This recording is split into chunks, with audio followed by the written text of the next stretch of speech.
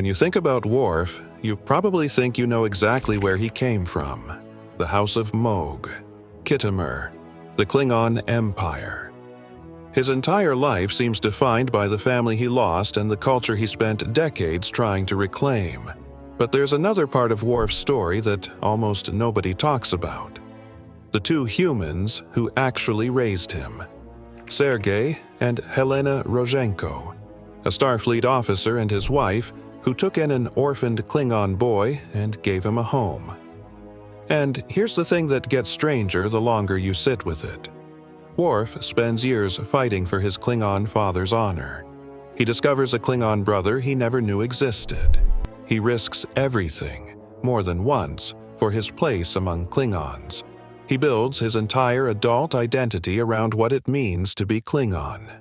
And quietly, behind all of that are two human parents who took a grieving, orphaned child into their home and raised him as their own. Once you really look at their story, you start to notice something strange. The man we remember as one of Star Trek's greatest Klingons may have become that man partly because he was raised by humans. Worf spent much of his life searching for the home he'd lost, and two people who already considered him their son loved him enough to let him keep searching. And when Worf eventually became a father himself, his own struggles gave us a new reason to appreciate just how difficult Sergey and Helena's job must have been. Grab a seat in 10 Forward. We need to talk about Worf's other parents.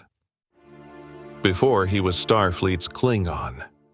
Go back to the beginning, before any of it, before the uniform, before the bat'leth, before the House of Mogh becomes the thing his whole life orbits around. Worf is a child who survives the Khitomer massacre and loses his biological parents in it, an attack so total that it will echo through the rest of his life and the rest of this franchise. It's easy to look at adult Worf, calm and imposing on the bridge, and forget the story actually starts here. With a child. Sergey Rozhenko was a Starfleet officer serving on one of the ships that responded to Khitomer in the aftermath of the attack. Among the survivors was a young Klingon boy with nowhere left to go.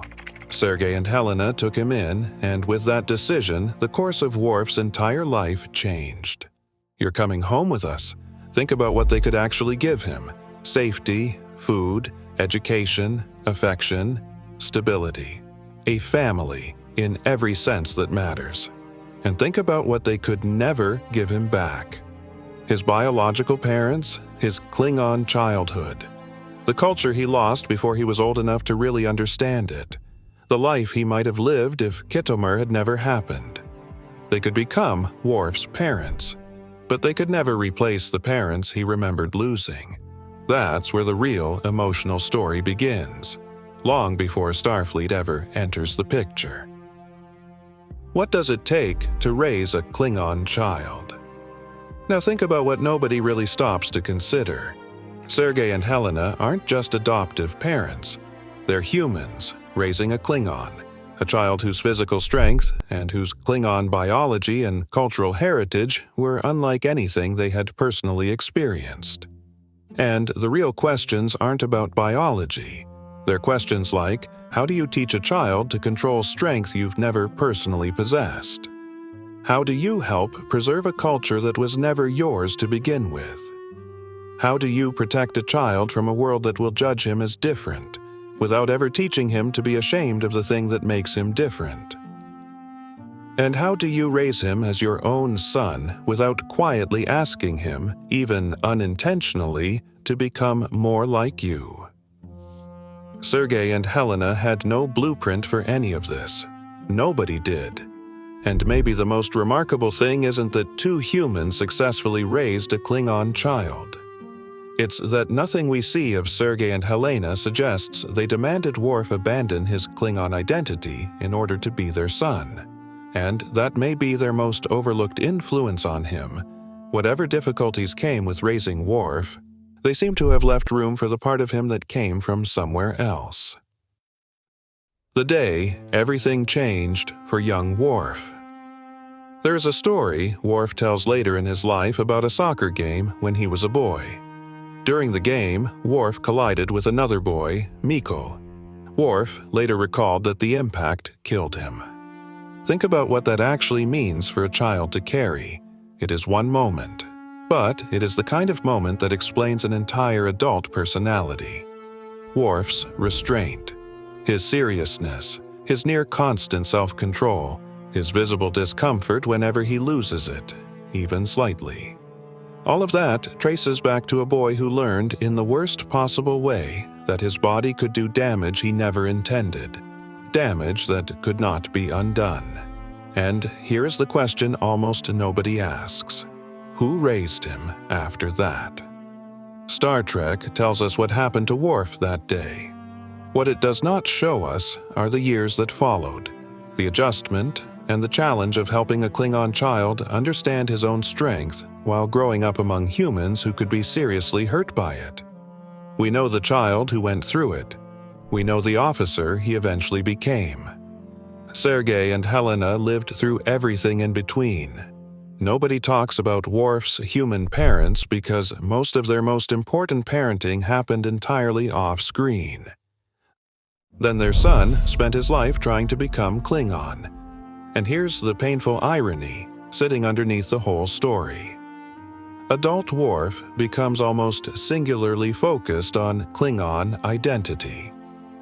His biological father's name, the House of Mogh, his brother Kern, discovered as an adult, honor, discommendation, and the years spent fighting to reverse it. Klingon politics, all the way up to his friendship with Martok and a second Klingon family found later in life. And underneath all of this is a quiet irony. Imagine raising a child from the time he's young, giving him everything you have, only to watch him spend most of his adult life searching for the family and the culture he lost before you two ever met him. That doesn't mean Worf didn't love Sergey and Helena. It doesn't mean they resented him for needing something they couldn't provide. Nothing in the story gives us reason to reduce their relationship to that. But maybe that's exactly what makes their role so moving. Nothing we see suggests they treated Worf's search for his Klingon identity as proof that they had failed as parents. Sometimes loving someone means accepting that there are parts of them your love alone cannot heal. Worf may be so Klingon because he was raised by humans. Here's the actual thumbnail payoff. Worf has one of the most idealized relationships with Klingon culture of any Klingon in the entire franchise, often taking honor, ritual, and tradition more seriously than Klingons who actually grew up inside the Empire, surrounded by its contradictions and its politics and its ordinary daily compromises. Why? Worf experienced much of Klingon culture from a distance. Rather than growing up immersed in the everyday contradictions of the Empire, the politics, the compromises, the ordinary disappointments that make any culture feel lived in rather than sacred, he learned about a culture that represented something precious he'd lost. That distance may help explain why Worf sometimes holds Klingon ideals more rigidly than Klingons who actually grew up surrounded by Klingon society. Which means there's a strange possibility hiding inside this whole story. Worf may have become so intensely, ceremonially Klingon partly because he was raised by humans, not because Sergey and Helena failed to raise him properly, almost the opposite. They seem to have given him a stable home from which he could continue exploring an identity they could never personally hand him.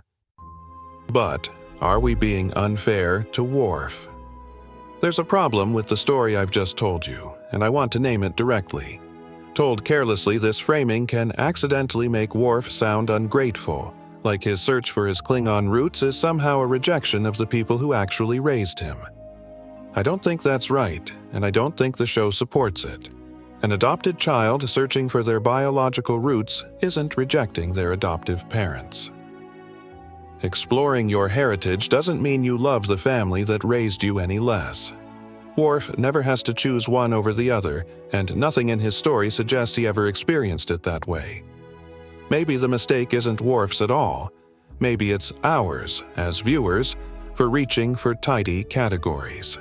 human-raised, Klingon-born, Starfleet officer, son of Moog, as if he has to pick one and let the others go. But Worf is all of them, simultaneously, for his entire life. Maybe Worf's real struggle was never about deciding which family was real. It was learning that both of them already were. The parents who never asked Worf to choose. Now put the spotlight fully on Sergey and Helena, because this is the emotional center of the whole video. There's a scene worth holding on to here. In Family, the episode where Sergey and Helena come aboard the Enterprise to see their son in the aftermath of his discommendation, what stands out isn't a confrontation. It's something quieter. These two aging humans walk into their grown son's life with open, uncomplicated pride and warmth, fussing over him the way parents do, entirely unbothered by the fact that he now commands respect as a Starfleet officer and a warrior twice their size. And Worf, for his part, is visibly, almost comically uncomfortable, embarrassed by his mother's affection in front of his crewmates, in exactly the way any adult child is embarrassed by a parent who still sees them as a kid. That discomfort is the whole point. Whatever Worf has built for himself, the honor, the reputation, the Klingon bearing he's spent his adult life perfecting, none of it changes what he is the moment Sergey and Helena walk through that door. Their son. They didn't need Worf to become human for their parenting to count. They didn't have to replace Moog and Kahlest in his heart to be real parents to him. They didn't have to erase Klingon culture from his life to make room for their own. They simply had to be his parents. And they were. Worf spent years asking what it meant to be the son of Moog. He fought for that name. Suffered for it more than once, sacrificed for it repeatedly, at real cost.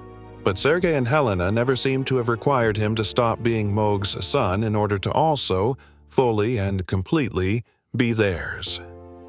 Maybe that's one of the most selfless things a parent can do.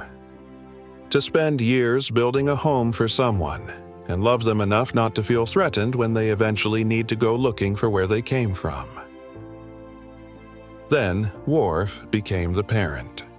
Which brings us to Alexander, and this section matters because it retroactively raises the value of everything the Rozhenkos did.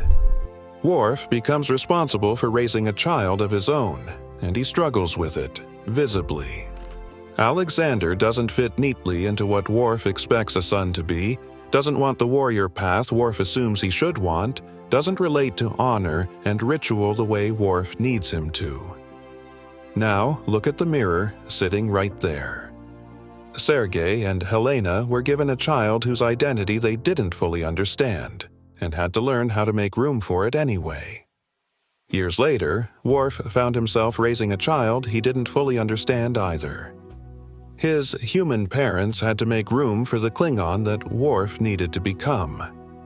Worf, at times, struggled to make room for the person Alexander already was. That doesn't make Worf a monster. It makes parenting look a lot harder than it looks from the outside, which is exactly the point. And maybe that's the moment we, as viewers, can finally appreciate what Sergey and Helena actually accomplished. They raised a child profoundly different from themselves, and that child grew into someone who would spend his entire life defining his identity on his own terms. The most human thing about Worf. So what did Worf actually inherit from his human parents? Not blood, not Klingon honor. That came from somewhere else entirely, not even his name. We spend so much time talking about everything Worf inherited from Moog, the name, the house, the honor, the burden. We rarely ask what the Rozhenkos gave him. Maybe their legacy is harder to see precisely because it isn't Klingon. It's Worf's ability to build a life among people completely different from himself, without ever surrendering who he is. The real secret about Worf. So, what's Worf's secret? Not a scandal, not something he was ever hiding from anyone. It's something we overlooked. We remember the House of Moog, Khitomer, Kurn, Martok, the Klingon Empire. All the people and places Worf spent his life fighting to call his own. But before Worf could spend that life searching for what it meant to be Klingon, 2 humans gave him somewhere safe to begin the search at all. Maybe Worf didn't become one of Star Trek's greatest Klingons despite being raised by humans. Maybe, in some small but genuinely important way, he became that Klingon because of how those 2 people raised him. Sergey and Helena couldn't give Worf back the childhood he lost. They couldn't restore his biological family. They couldn't even tell him, with any real authority, exactly what being Klingon was supposed to mean. So they gave him something else instead. A family that never once required him to have all the answers first. Worf spent much of his life trying to understand where he belonged. Maybe the secret nobody talks about is that while he searched, his human parents had already given him one kind of answer. Home doesn't always have to tell you who you are. Sometimes it simply gives you a place from which you can go find out.